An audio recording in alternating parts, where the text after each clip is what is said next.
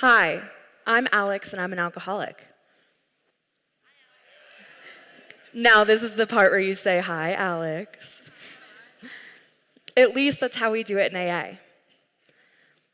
I've struggled with addiction for nearly a decade. My addiction started before I went through puberty. But young, old, wealthy, poor, healthy, sick, it doesn't really matter to addiction because addiction doesn't discriminate.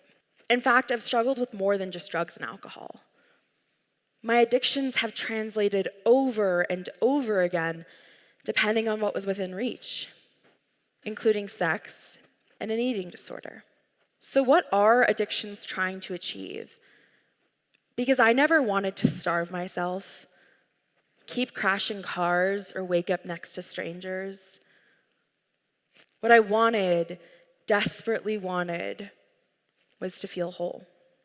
In my experience, addiction is just a pain management strategy that promises if I get X, then I will finally be enough. I will finally be able to make it through today. I will finally be whole.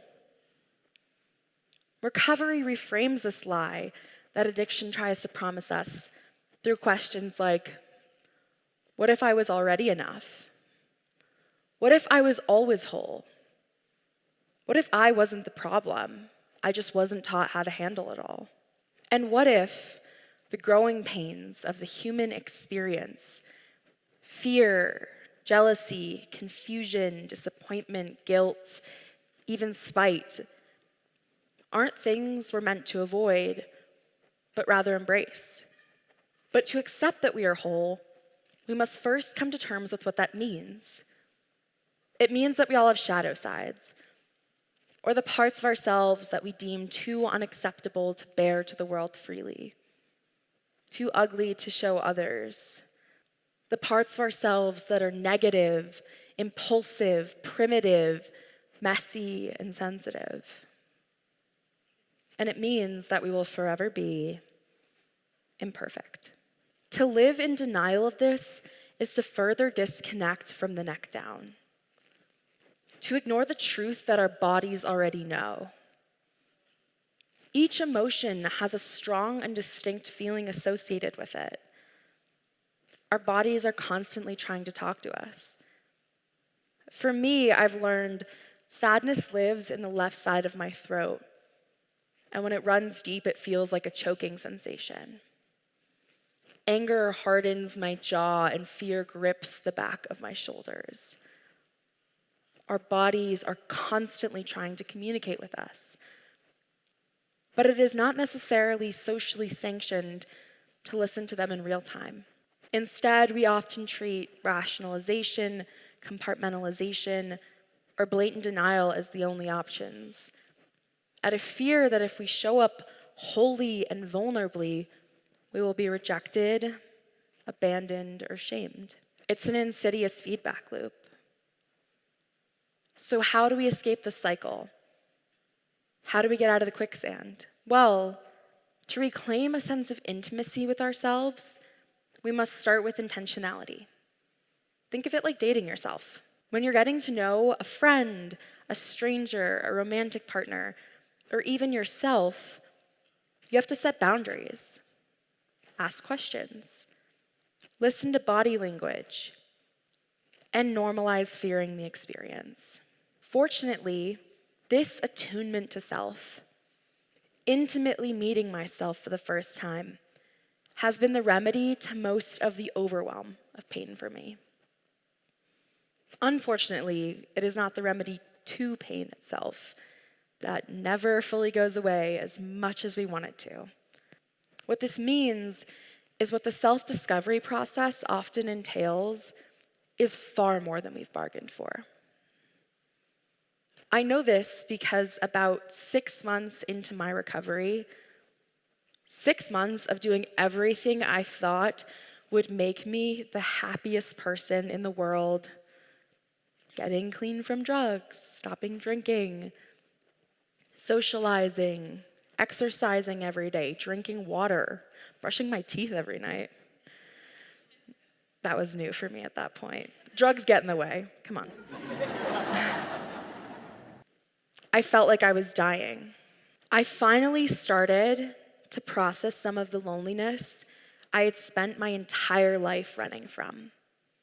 I started to feel the loneliness that comes with getting sober at 19. I had no idea how to manage stress without bulimia.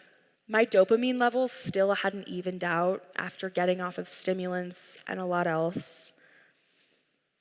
And most painfully, I was finally processing that my father was abusive throughout my childhood and that I never fully grieved his death. As I said, I felt like I was dying, and remaining present and mindful was no remedy for the pain I felt. But that's when it finally clicked. Alongside the help of some very smart people, I realized that healing is not about getting rid of the pain in your life. That is a lofty dream. Healing is about being able to make peace with that pain, letting that pain flow through you at every age and version of you that has lived. For me, that meant revisiting the little girl who wore a waist trainer in middle school because she hated her body that much. The one who totaled a car with 5 people in it while she was blacked out. And the one who didn't visit her dad on his deathbed. But also the one that stands before you today, so incredibly proud of herself for being able to share a story that has haunted me for nearly a decade. But to get to this place, almost 2 years into recovery, I realized that there was 5 themes that I kept having to come back to. The first, intentionality. When I got sober, when I went to treatment for my eating disorder, and when I started to do work around my traumas, I promised myself that I would never put my mind, body, or soul through what I used to. And I've had to revisit those commitments when times get tough, because it is really easy to slip into old habits. The second, positive self-talk. Actively reminding myself that I have agency in this life. Because of all of the stuff I've been through, I have gained immense wisdom that lets me choose who I want to let into my life, how I want to show up, and what path I want to go down. And I choose healing. The third, curiosity. Can I remain a little more open-minded and a little more curious to the sensations that arise in my body without judging them for being there? When a knot forms in my stomach and heat flashes across my chest, do I blame my phantom lactose intolerance I decided I had in the depths of my eating disorder? Or do I just have a really good reason to feel fear right now, i.e., telling a deeply intimate story with a bunch of strangers? The fourth, solitude. And here I stress solitude, not isolation. The difference being the purpose of nurturance and self-care versus avoidance. For me, this has looked like finding ways to spend time with myself without reaching for a distraction.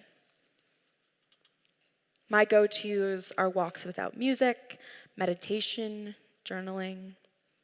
And fifth, arguably the most important in my journey, softening. Can I release some of the hardness I've spent years acquiring out of fear of people, places, and things? Can I let someone take care of me when I'm sick? Melt into a hug for 1 second longer? And let myself be loved and love others without punishing myself for caring? The answer was no for a very long time. Now I know that hearing mindfulness and positive self-talk being the key to happiness is probably not new to you, especially if you've been bolder for a while. But I want to stress that happiness is not my goal, and it's not what I'm preaching as the goal. My drives are peace, freedom, and healing. And it's what I hope for each and every one of you.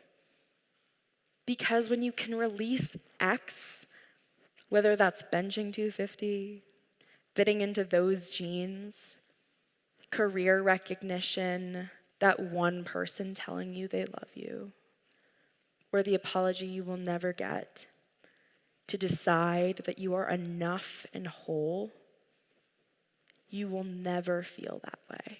When you can decide to let go of X, you realize that healing is found within. So I want you to forget the myth that there are finish lines and checkpoints in this life, that you can earn a little badge of worthiness of attention, time, love. And instead, look inward and question, does it make you uncomfortable to hear that you were enough yesterday, you are enough today, and you are enough tomorrow? Because that is where healing starts. Thank you. I'm Alex, and I'm an alcoholic.